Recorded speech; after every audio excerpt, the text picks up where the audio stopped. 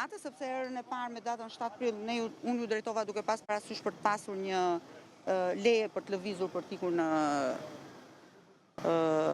në Uzbekistan, që ishte Unioni Ndërparlamentar, ku unë jam antare delegacionit përhershëm, kështu që do t'i drejtojmë përsëri për t'u njohur me fashikujt, sepse besoj që kanë bërë edhe nga ana e prokurorisë është bërë ekspertizë financiare, kështu që do të koordinojmë ekspertizë ose do të përballim ekspertizat tona me ekspertizat e SPAK-ut.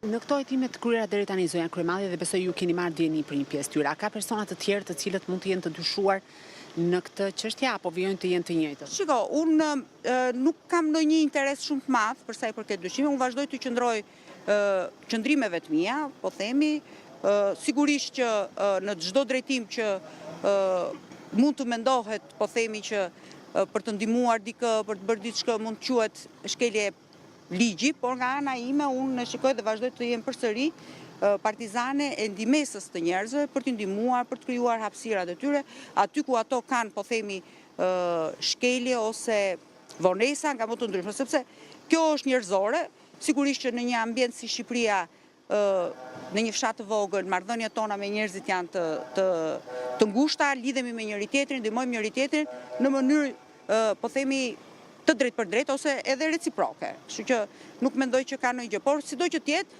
ata do bëjmë punën e tyre, ne do bëjmë punën tonë.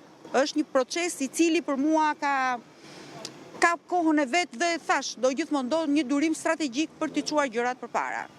A jeni përfshirë në fushat? Po patjetër, jam përfshirë në fushat për babain e fëmijëve të mi. Zonja Kryemadhe, pse nuk shkuat në seancë ditën që ishte edhe seanca për divorce? Unë vazhdoj dhe e them që kush e ka iniciuar divorcin, le ta komandoj. Nuk ka pse të kem seancë pajtimi për një gjë që kur dikush do të ndërpresi marrëdhënien me mua, s'kam pse të lutem dhe të pres që të pajtohen. Pra nuk është shkaktare politika sikurse pretendon zoti Meta.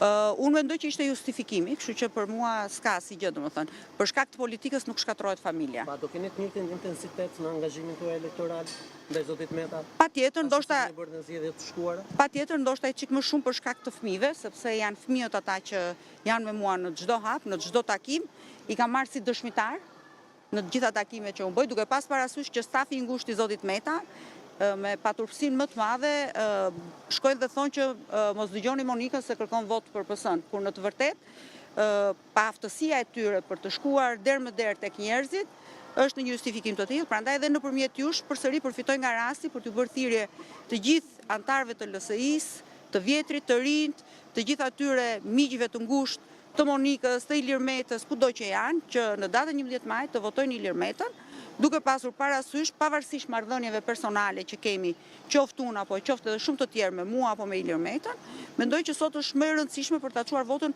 vot morale.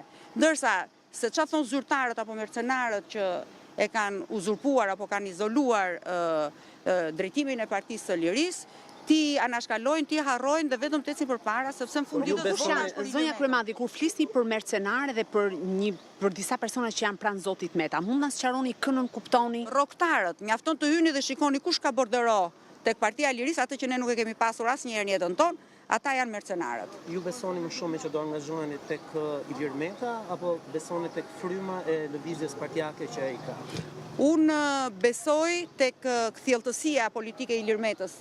Mbas kaq kohë izolim, i cili dalja e tij në listë të hapur tregoi edhe një herë që ka një vendim politik që është kthjelluar politikisht, pra për të unifikuar votën dhe për të çuar sa më shumë vota në kutinë e votimit të opozitës. Gjë që për mua është shumë e vështirë, është problematike, po themi, sepse unë kisha bërë plan që të mos merresha fare, por për të gjithë pjesën tjetër, në këtë moment, të gjithë njerëzit, po themi, që kanë një lloj historiku apo marrëdhënie me të, i ka obliguar për t'i çuar për të dalë në fushat dhe për të mbledh votat për të. Zonja Kryemadhe, a është morale që një person i cili dyshohet për veprat penale të korrupsionit, pastrimit parave dhe fshehjes së pasurisë të garojë për një Shqipëri më të mirë nesër?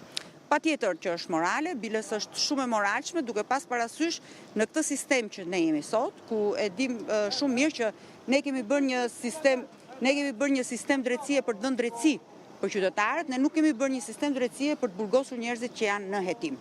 Ju e keni parë vetë edhe me Goni Gali, apo jo?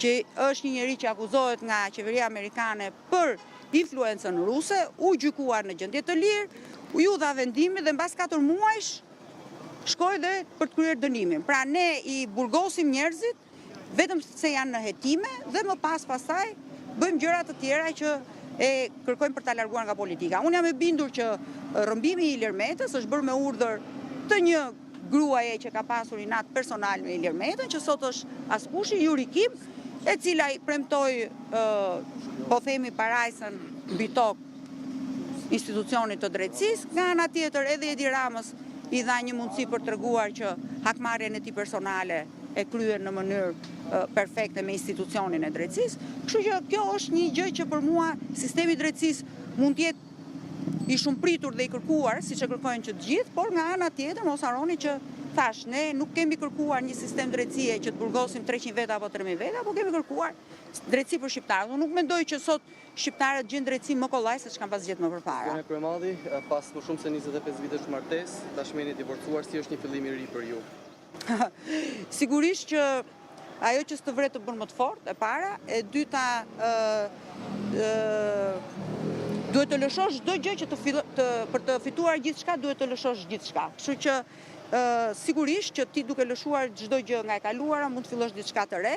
Sigurisht që angazhimi im është në funksion me fëmijët, nuk është në funksion të shumë gjërave të tjera, por që mendoj që është një erë e re, po themi, një organizim i ri për mua, për jetën time, për familjen time dhe për shumë gjëra tjera.